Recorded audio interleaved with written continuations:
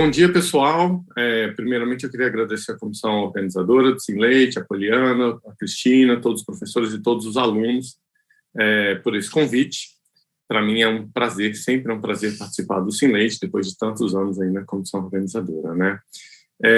Hoje nós vamos falar um pouco de nutrição de precisão em novilhas leiteiras. E eu queria, primeiramente, agradecer também meus colaboradores, né, meus alunos de doutorado, o Ícaro, o Jarderson e o Marcelo. Sem mais delongas, vamos continuar, vamos começar. Então, criar novilhas leiteiras é bastante custoso, é bastante caro. E, em geral, quando o produtor pensa em cortar gastos, sobra para as novilhas. Em geral, sobra para as novilhas. Elas são a categoria que não geram renda para o produtor. Então, em virtude disso, em geral, eles tentam cortar custos nas novilhas. Uma das formas, tem várias, a gente não é tema aqui hoje, mas uma das formas de fazer isso acontecer é pela nutrição de precisão nessas novilhas leiteiras, tá? Só que isso aí, essa questão de nutrição de precisão é uma coisa um pouco mais, vamos dizer assim, uma área ainda meio nebulosa, assim. Fala-se muito, usa-se muito esse termo nutrição de precisão, mas, no final das contas, o que é nutrição de precisão, né? Seria você usar equipamentos altamente especializados, alguma coisa super high-tech? Seria adicionar algumas coisas bem tá faltando um R aqui, uns detalhes bem minúsculos na dieta, alguns aditivos, aminoácidos, esse tipo de coisa? Ou seria controlar tudo na fazenda, né? Tem um monte de todas as operações, você sabe quanto cada um animal cresce, o que é, na verdade, né? A verdade é que o meu conceito de nutrição de precisão que eu tentei trazer para vocês é tentar fazer alguma coisa que é melhor do que nós estamos fazendo hoje. Essa é a verdade, porque o mesmo conceito de nutrição de precisão ele não é muito claro, e a gente tem feito um trabalho bem mais ou menos, essa é a realidade, né?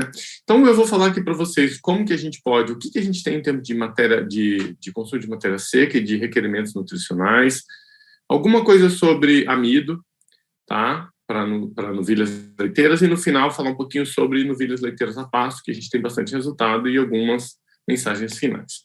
Então, primeiramente, com modelos, acho que todo mundo deve estar se perguntando sobre questão de consumo de matéria seca para novilha. O modelo do NRC 2001 era bastante ruim, e aí eu acho que ele trouxe muitas oportunidades, né?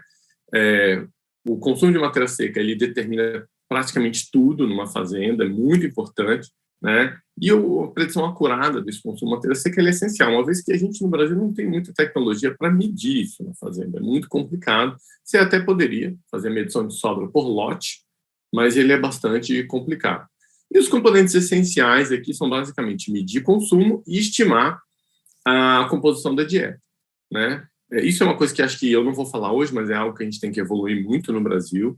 Em vez de a gente usar valores tabelados, a gente realmente começar a estimar os componentes da dieta, mandar a dieta para o laboratório, fazer esse ajuste fino na dieta. Isso a gente não faz, isso seria uma nutrição de precisão, tá? É muito importante, mas a gente ainda é muito caro, a gente ainda não faz no Brasil.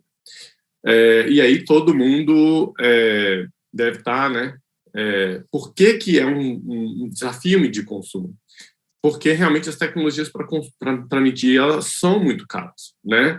Aí a gente tem os modelos estatísticos que também a maioria deles são muito ruins, principalmente o NRC 2001. Então, em geral, todo mundo usa, mas meio que desconfiando, tem um valor meio aproximado, tal.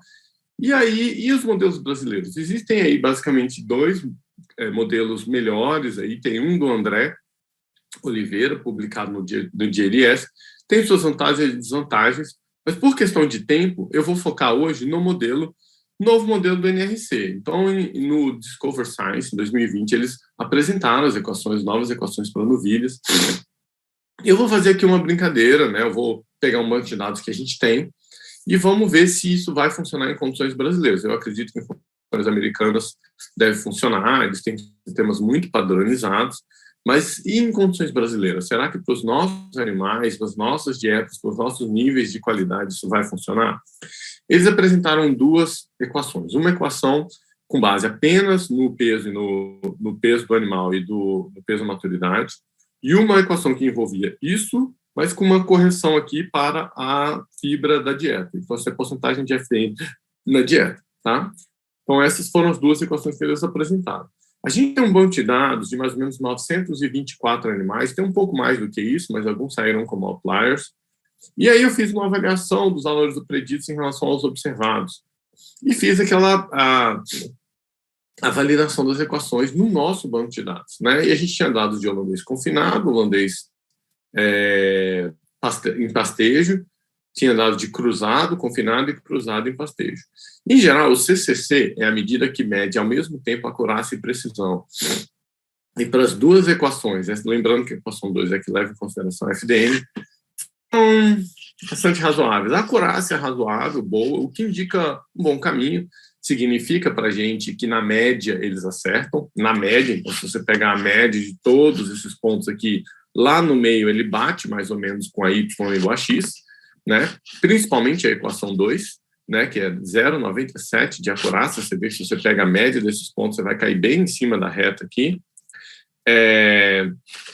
mas a precisão muito ruim. Então aqui tem uma decomposição, isso aqui seria, por exemplo, o erro de vício e o erro sistemático, que é o erro de direção do modelo. Então a equação 1, um bastante vício aqui, 26%, e a equação 2 com bastante erro sistemático. Então, o que nós temos aqui? A acurácia boa e a precisão de moderada para ruim. No final das contas, o CCC bastante insatisfatório. Aí a gente fez o breakdown disso em apenas dados de Holstein e apenas dados de cruzado. Apenas para os dados de Holstein, a situação é até pior. Olha o nível de vício dessas equações para os Holsteins confinados, equação 1 e equação 2.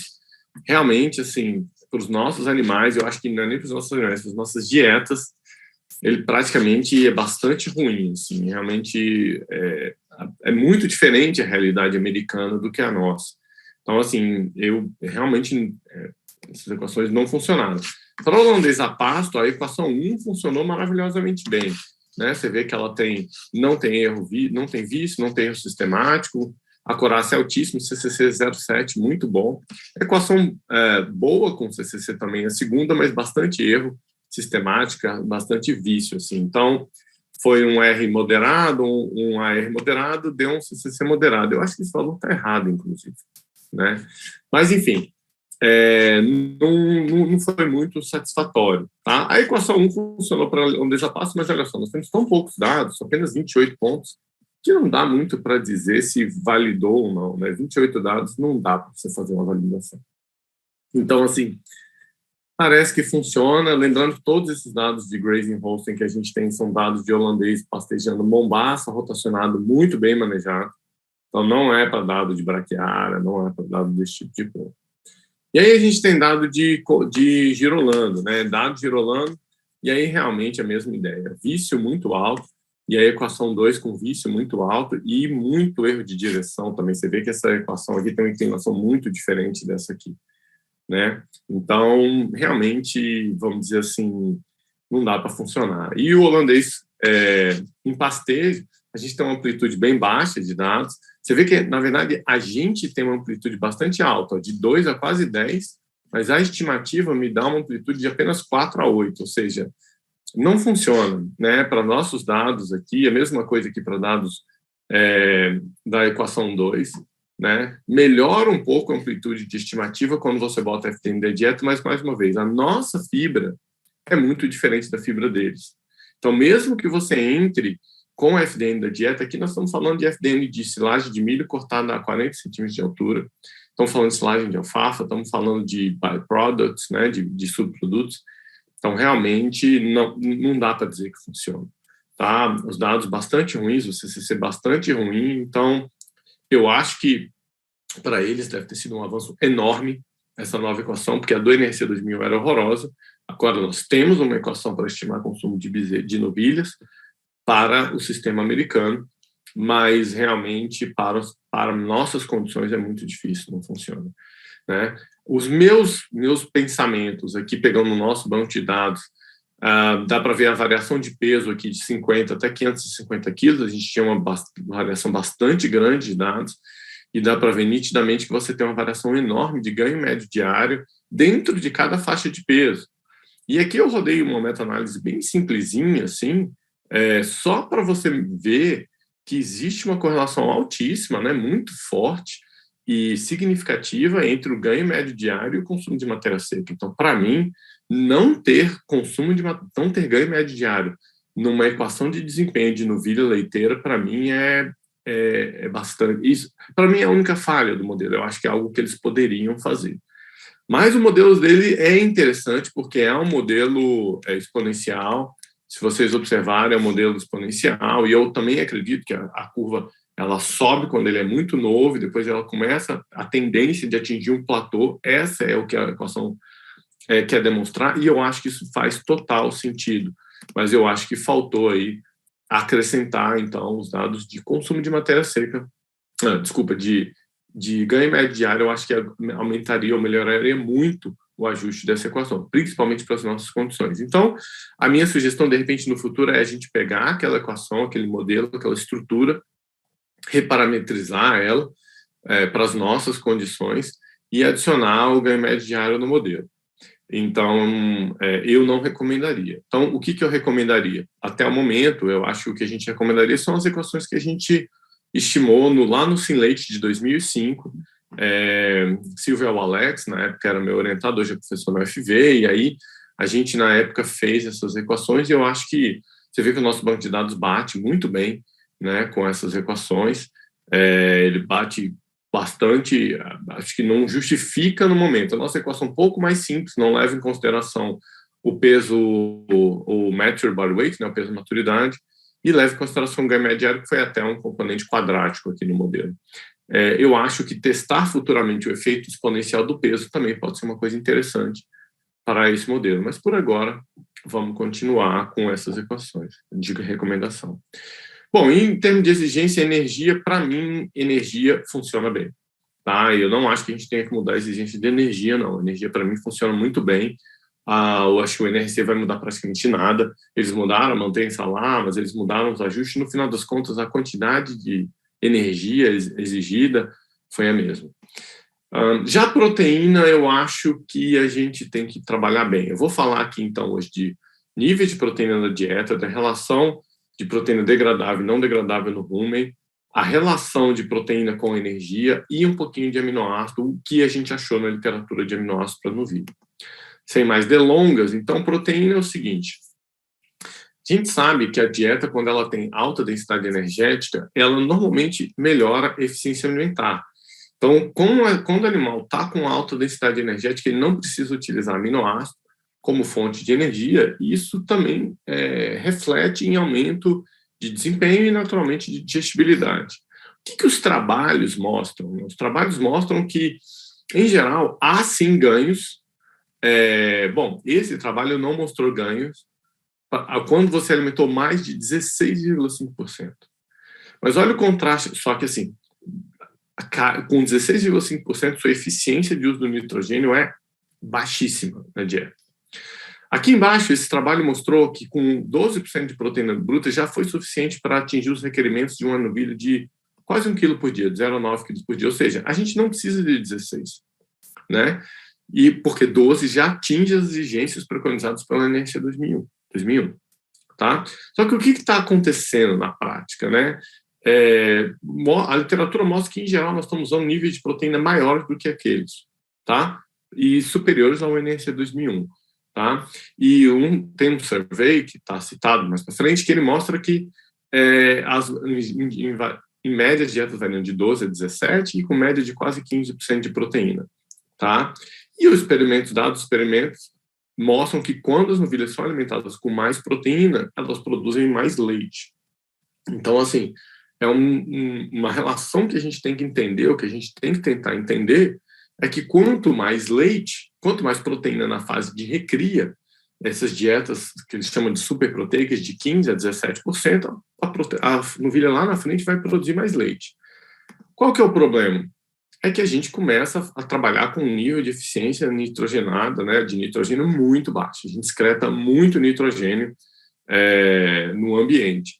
A gente gasta muito dinheiro com isso. Então, a gente precisa entender qual que é esse balanço, tá? Eu vou falar um pouco das outras coisas agora, né? Mas, em geral, até o momento que a gente indica que essas dietas de A superproteicas, elas realmente têm um ganho, que é mais leite produzido, mas tem um problema, que é baixa eficiência de uso do nitrogênio em dieta. Bom, depois a gente vai voltar nisso e fechar essa ideia. Mas, em geral, aminoácido requirements, né, exigências de aminoácidos, não foram estabelecidos pelas novilhas. Então, o máximo que dá para a gente trabalhar é a relação proteína degradável no rumen, proteína não degradável no rumen, mas eles também não foram estabelecidos. A gente colocou aqui numa tabela 3 trabalhos para vocês, eu vou focar em 2 por questão de tempo. A degradabilidade da proteína, nesse trabalho variou de 62% a 81% de PDR, e ela não melhorou a eficiência alimentar dos animais. Tá? Não houve diferença quando você foi aumentando a PDR, ou quando você diminuiu também não, quando você passou de 81 para 62. Mas nesse trabalho aqui, ele foi interessante porque esse trabalho ele aumentou a PNDR de 38% até 57%. Com 57%, houve prejuízo na produção de proteína microbiana e queda de desempenho. E mais no nível de 51, houve um ganho de performance, de eficiência alimentar e de retenção de nitrogênio. Então, olha que interessante o que aconteceu. Quando a gente estava trabalhando com dietas com 51% de PNDR, houve um ganho de 200 gramas por dia, impressionante, tá? E não houve diferença, a gente testou isso em pré-púberes e em púberes, tá? As pré-púberes estavam ganhando mais ou menos 500 gramas por dia, eram novilhas pós-desmama, ali, bem na fase de transição, e aqui novilhas já mais velhas, de 300 e poucos quilos. Independente da fase, houve um ganho enorme quando você trabalhou com isso. E a gente fez todo o balanço de nitrogênio, isso realmente mostrou que a partir desse nível começa a faltar PDR no rumen, e aí cai o crescimento microbiano. Então, realmente, essa relação aí, arredondando 50-50, PDR, PNDR, houve um excelente ganho. A única coisa que a gente tem que pensar agora é no balanço disso aqui, porque é caro, né? No nosso caso, a gente usou a soja protegida, mas é caro, né? Então, é um balanço que você tem que pensar em. Você vai ter esse ganho ligeiramente superior, você consegue acelerar a recria, para esses níveis de desempenho, vamos dizer aqui, entre 500 e 900 gramas por dia, você consegue acelerar o desempenho, mas você vai gastar mais dinheiro. Então, tem que botar na balança para ver.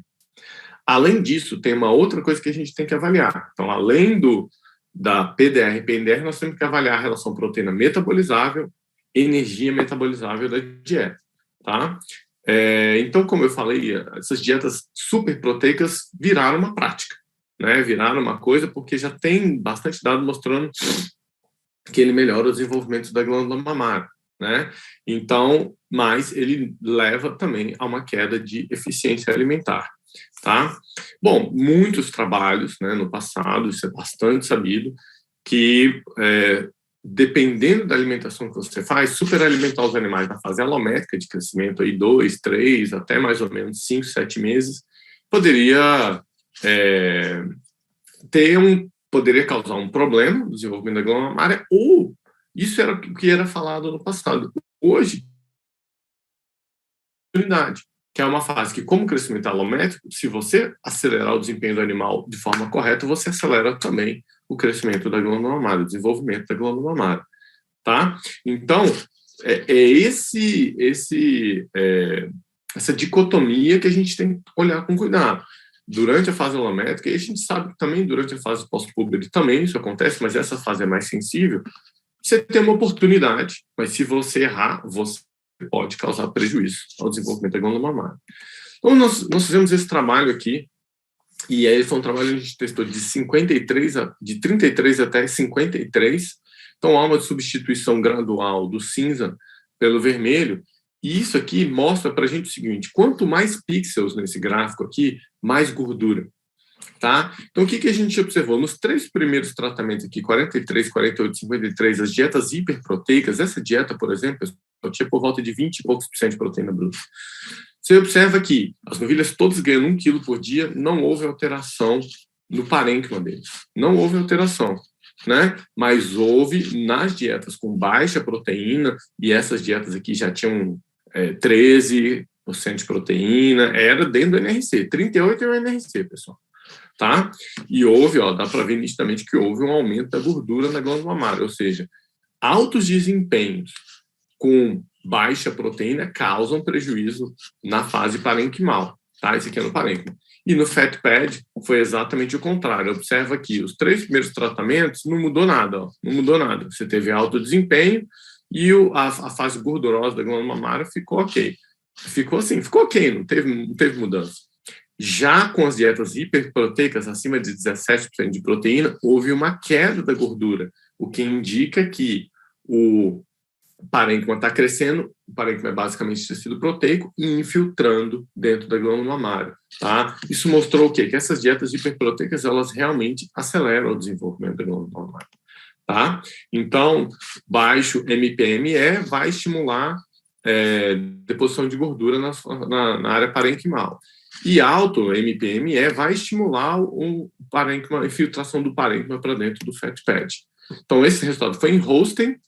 Então, altas dietas altamente proteicas ou alta relação MPME foi bom para o desenvolvimento da glândula mamária, mas, mais uma vez, baixíssima eficiência de nitrogênio, de uso do nitrogênio. Aí nós fizemos um trabalho, 2 anos depois, semelhante com girolando. E a gente testou essas dietas hiperproteicas, tá? Então, a dieta tinha 40 e estava no nível 43 aqui. Então, era uma dieta hiperproteica. Ela tinha por volta de 15, 16% de proteína e com 3 níveis de desempenho. Era exatamente a mesma dieta. Então, a gente tinha 1 quilo, meio quilo ou mantença. Tá? E aí, o que a gente observou foi o seguinte, que no alto desempenho, mesmo por proteica, no animal girolando, observe que houve um prejuízo no desenvolvimento. Olha o parênquima aqui, olha o tamanho do fat pad naquele animal. Tá? Isso é um animal abatido depois do final do experimento. Já um animal ganhando pouco, observe que o animal ganhando metade, o animal estava bem mais leve, porque ele ganhou metade do peso, todos eles começaram no mesmo peso. E esse animal aqui teve 50% a mais de parênquima, mesmo sendo bem mais leve do que o animal ao final do experimento.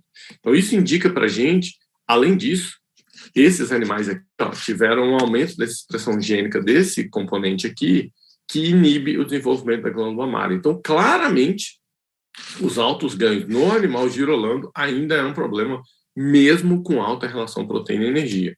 Então, aqui, realmente, a gente precisa pesquisar mais. Ainda não dá para bater o martelo que em girolando, dieta altamente proteica evita o excesso de deposição de gordura na glândula mamária, porque o nosso trabalho mostrou isso.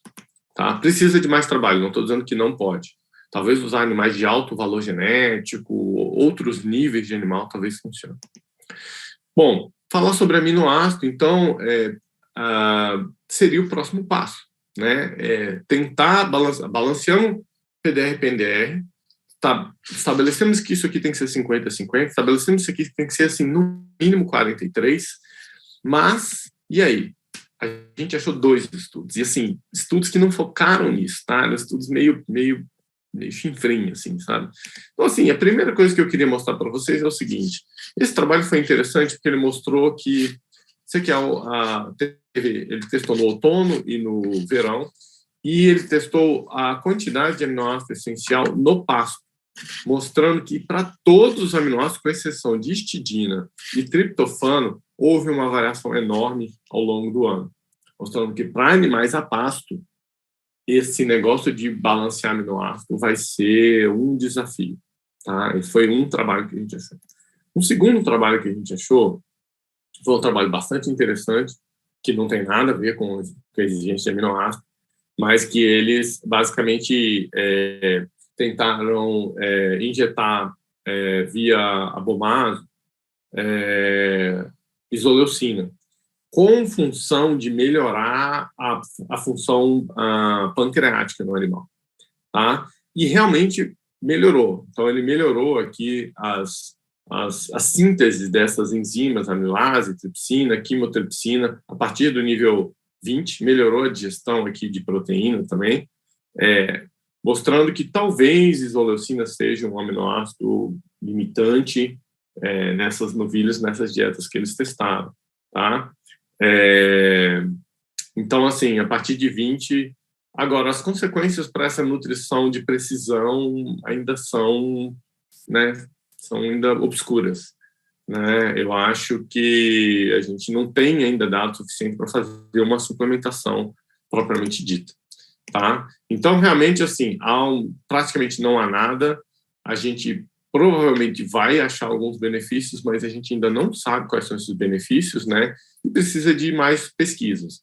Aliás, eu ainda acho que a gente precisa de mais pesquisas com aquelas outras coisas, que é relação a RDP-RUP, né, PDR, PNDR, e relação proteína metabolizada, proteína energia metabolizável, exaurir essas duas pesquisas e depois vir para aminoácido, tá? A gente realmente não sabe dos pathways, como que eles afetam, nada, a gente só supõe que é igual da vaca, tá? E, mais uma vez, a gente precisa também de uma avaliação econômica robusta para saber se realmente vale a pena suplementar a novilha com aminoácido.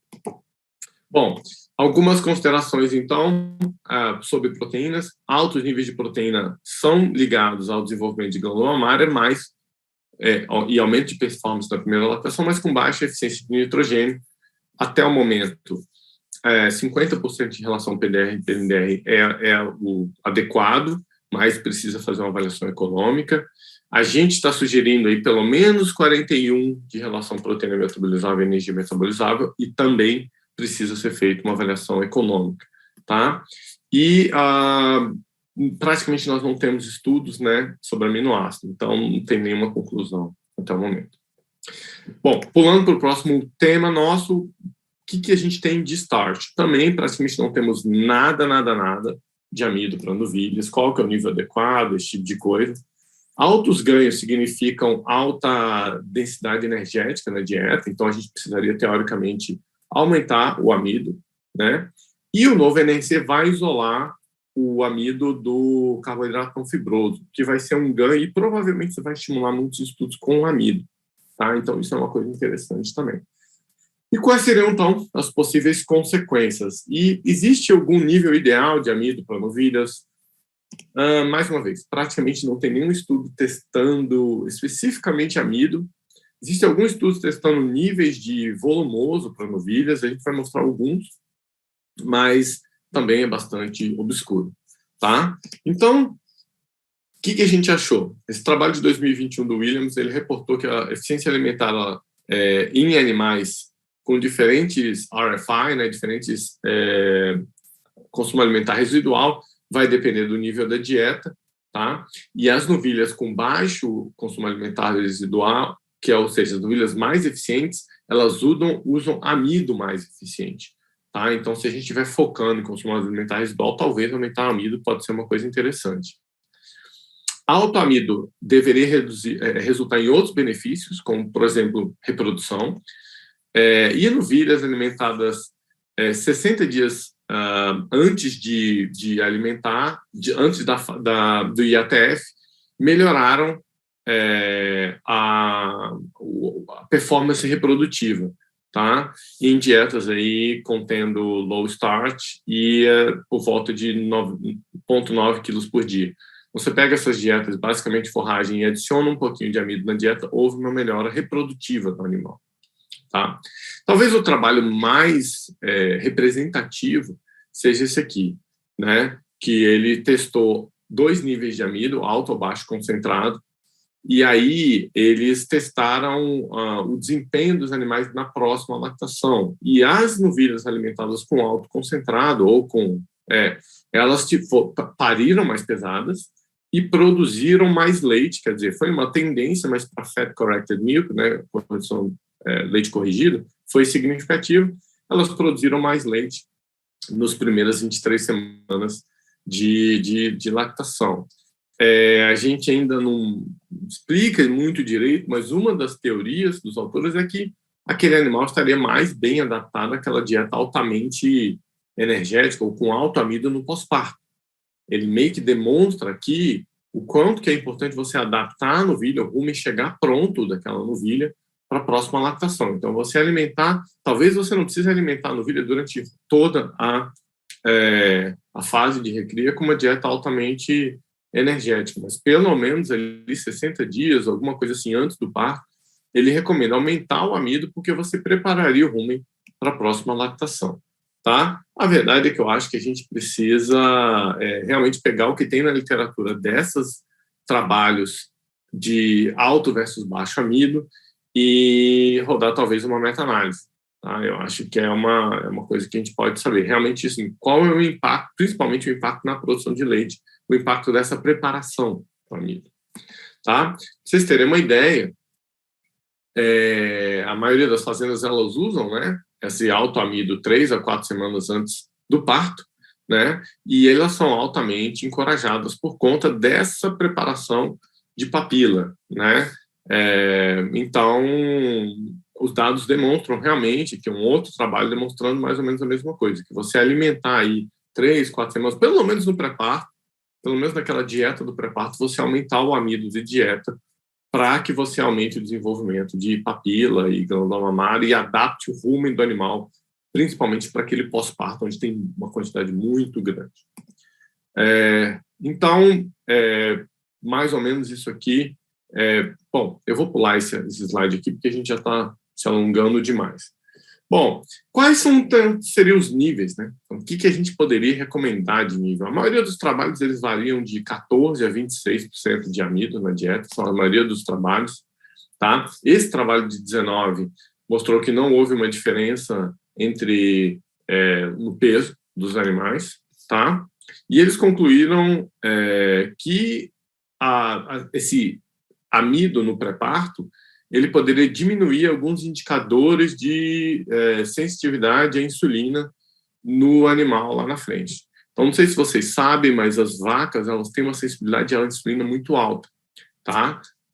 Então, se você conseguir preparar o animal e fazer o animal adaptar e diminuir, ele poderia melhorar essa sensibilidade à insulina e talvez isso explique um pouco esse resultado encontrado aqui. Tá? Talvez. Uma outra explicação para esse mesmo resultado seria esse trabalho aqui de 1985, onde ele pegou a mesma coisa, alta ou baixa energia, e observa o tamanho das papilas ruminais. Então, no pré-parto, como o animal vai comendo menos, ele vai baixando, né? E quando você tem alta energia, ele aumenta muito. E esse aqui é o desaparecimento de ácidos graxos voláteis do rumen, quando o animal está adaptado e não adaptado. E observe que o animal tem uma capacidade de absorção de AGV muito maior quando ele está adaptado em relação a quando ele não está adaptado. E, mais uma vez, isso talvez explique uma parte dessa questão de amido para novilhos. Tá? Uma questão que foi levantada nesse trabalho é que a alimentação prolongada dessas dietas altamente energéticas poderiam causar hiperqueratose, né? Então, você poderia danificar a parede ruminal e realmente isso detona as papilas ruminais. E aí ele levanta a possibilidade de, por exemplo, esse é um trabalho que, por exemplo, ele usou levedura e a levedura foi sim capaz de eliminar grande parte dos problemas causados pela dieta de 28% de amido. Então, pode ser qualquer buffer, pode ser qualquer tipo de tamponante que você usar. O grande importante é que a novilha ela é mais sensível que a vaca. Então, mesmo em níveis menores de amido, como eu falei aqui nesse trabalho aqui de 26, bom, 26 não é exatamente menor, mas ainda está abaixo do limite de 30 que a gente considera para a vaca. A novilha com 25, 26 e esse trabalho aqui com 28 já teve vários problemas com alto amido. Então, realmente a gente tem que aditivar essa vaca de alguma forma, tá? Então, concluindo aqui, nessas dietas ricas em amido, elas trouxeram benefícios que estimularam o desenvolvimento ruminal e aumentaram a produção de VFAs, a produção microbiana, a absorção de ácidos graxos e potencialmente a produção de leite, né? Além disso, as dietas com alto amido elas tiveram benefícios reprodutivos em um dos trabalhos que a gente achou. Essas dietas do pré-parto, principalmente quando ela é aplicada no pré-parto, ela tem um benefício muito grande no pós-parto, então sempre adapte a novilha. Agora, é importante notar que alguns trabalhos mostraram uma hiperqueratose e outros trabalhos pioraram a sensibilidade à insulina, né? Então, eu mostrei um trabalho que melhorou, teve trabalho que piorou a sensibilidade à insulina, então a gente precisa de mais trabalhos. Bom, agora, para acabar, vou passar aí mais uns 5, 6 minutos falando sobre novilhas a pasto. O que a gente tem? Tá? Lembrando que todos os nossos trabalhos foram feitos com pastejo rotacionado de um dia, respeitando a altura de entrada e a altura de saída, rigorosamente. Então, dados de pastejo muito bem manejados. Tá? Então, todos sempre com forragem de alta produtividade e alta qualidade.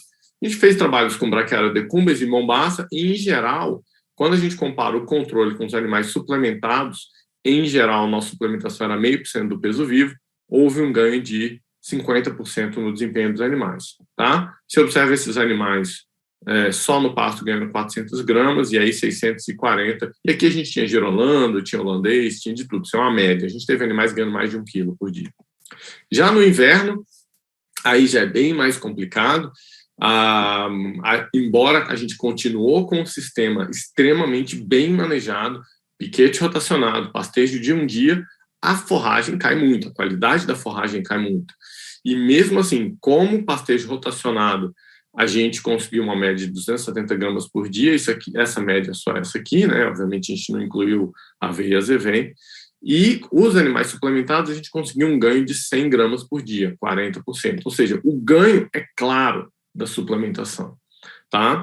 E a gente rodou um trabalho também testando níveis de proteína, a gente rodou mais, mas esse é o mais claro, onde a gente testou em todas as estações do ano, rodou o experimento por um ano na braquiária decumbens, e naturalmente observa-se que no período chuvoso, 550 gramas de ganho médio, tá? Para todos os animais, incluindo o controle. No período seco, 354, e os períodos de transição foram intermediários entre o período seco e o período chuvoso, como era de se esperar. E esse trabalho ele foi muito emblemático, porque houve um claro comportamento quadrático de ganho quando a gente trabalhou com 24% de proteína. E a gente testou isso na seca, testou isso nas águas, testou isso em outros experimentos, e em geral me parece que 24% de proteína aqui, exclusivamente milho e soja, tá? Não tinha ureia, exclusivamente milho e soja para diminuir ao máximo qualquer efeito de confundimento. Parece que o que vai maximizar o nosso desempenho é 24% de proteína. Com base nisso, a gente fez algumas simulações. Então, a gente pegou os animais não suplementados e suplementados, focando o seguinte: esse é o desempenho e nós vamos emprenhar todo mundo com 350 quilos. O que aconteceu? Então, a gente tinha o ganho baixo, os animais não suplementados. Aqui a gente tinha uma baixa suplementação.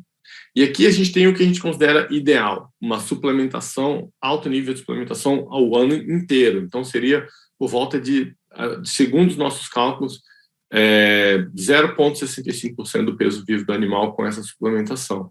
Essa aqui seria... Então, se a gente emprenhar todo mundo com 350 quilos, o que acontece é que a gente vai ter uma idade, comparando o não com o low, por exemplo, a gente consegue diminuir aí cerca de 4 meses, mais ou menos, na idade do animal, em relação... A gente iria suplementar, emprenhar esses animais com 30 meses, nesse aqui seria com 21 e no ideal seria com 17, ou seja, a gente ganha bastante. No sistema ideal, a gente atinge o animal parindo por volta de 500 quilos com 26 meses, ou seja, muito próximo dos 24, mas seria espetacular. Já essa novilha aqui, numa suplementação baixa, ela atinge o primeiro parto com 95% do peso, não atinge o peso ao parição. E essa aqui, tadinha, dá até dó dela, ela vai parir com 39 meses, com 84% do peso vivo dela, provavelmente é a realidade do Brasil. Na verdade, se a gente falar de precisão, a gente deveria focar em emprenhar o animal pensando no ganho mediário que você vai ter para ela poder parir com peso adequado, que a gente está dizendo que é, na girolando, 503 quilos, incluindo o peso do bezerro, incluindo as outras coisas. Se a gente fizer esse esquema, o ideal não muda, né? Então, aqui nesse caso, nesse exemplo, todo mundo vai parir com peso adequado, mas você vai atrasar a inseminação. Então, nesse caso, você atrasa muito pouco a inseminação do peso aqui do sistema de suplementação baixo. Você vê que ele já é bastante satisfatório, você consegue, só que você ainda vai emprenhar um animal só com 27 meses. Você ainda vai demorar 2 anos para emprenhar um animal. Tá? Nesse sistema que o animal pare com peso um pouquinho mais baixo, foi 21. Nesse aqui, foi com quase 2 anos. Tá? E esse aqui acontece a mesma coisa. se você quiser esperar, você vai ter que esperar 3 anos para emprenhar essa novilha, ela vai parir com 45 meses. Ainda bastante insatisfatório. E aí, para a gente saber se vale a pena, se não vale a pena, a gente rodou uma análise econômica, onde a gente evoluiu, a gente considerou o modelo low supplementation com o ideal versus o ideal. A gente considera que esse modelo é ultrapassado, a gente tem que passar disso para melhor, a gente tem que suplementar os nossos animais. É o seguinte, a gente consegue fazer uma baixa suplementação ou a gente tem que fazer uma suplementação um pouco mais puxada? Quanto custa isso? Então, a gente considerou que o low supplementation era suplementar um animal com 0,5% do peso vivo, fora o ano inteiro, e o high supplementation seria 0,65% do peso vivo, fora o ano inteiro. Tá? E a gente considerou a diferença de idade, ou todos os gastos com suplementação, todas as modificações na estrutura do rebanho, quantidade de novilha que você vai ter, vai mudar. A gente evoluiu o rebanho por 10 anos. Então, naturalmente, como esse rebanho que você emprenha mais cedo, você vai ter bem menos novilha no rebanho e bem mais vaca em lactação. A sua proporção vaca-lactação total do rebanho muda. E a gente considerou como essa novilha aqui pare com 95% do peso adulto, que a gente considerou peso da inseminação, que é o que a gente considerou um prejuízo de apenas 5% na produção de leite daquela vaca por não parir no peso adequado apenas na primeira lactação. Fizemos um rebanho de 550 vacas, tá? E evoluímos por 10 anos. Bom, o que aconteceu? O custo de recriar aquela novilha, quando a gente aumenta a suplementação, caiu $220, caiu de $1.000 para $800. O meu modelo está em dólar, então mas isso está mais ou menos real, 5, 6 mil reais para recriar uma novilha hoje, está bem real. E o custo operacional do leite caiu 60 centavos de dólar, caiu quase R$3, né? Então, foi um impacto bastante grande. Então, você gasta mais com a novilha, mas no longo prazo, em 10 anos, esse é o resultado do 10º ano, não é o resultado acumulado de 10 anos, não, é o resultado do 10º ano, tá? Então, aumentou o annual profit, como você aumenta a vaca em lactação, ele aumentou, sei lá, X vezes, 5, 6 vezes, né? E o lucro por vaca passou de $50 por ano, 500, 600 reais por ano, para $300 por ano. Então, foi um impacto monstruoso, né? Então, assim, para finalizar a nossa apresentação, eu acho que a estação, ela afeta a performance de novilhas, né? E o ideal é suplementar e antecipar a idade ao primeiro parto, tá? E a suplementação ideal, ela não diminui, né, a produção de leite no primeiro parto e ela é lucrativa. Então, toda vez que você for avaliar esse tipo de apresentação, você tem que fazer essa avaliação econômica para saber qual que é o resultado. Você aumentar meio quilo por animal dia, qual que é o impacto disso na vida toda do rebanho? Não é só para aquela novilha, não é só para quanto custa aquela novilha. Então, isso é muito importante. A nossa avaliação que a gente fez demonstra claramente qual que é o ganho em fazer uma suplementação aumentada. Com isso, eu queria agradecer mais uma vez a comissão organizadora. Siga a gente nas nossas redes sociais aí, pessoal, Marcondes Lab, e eu me coloco à disposição para perguntas.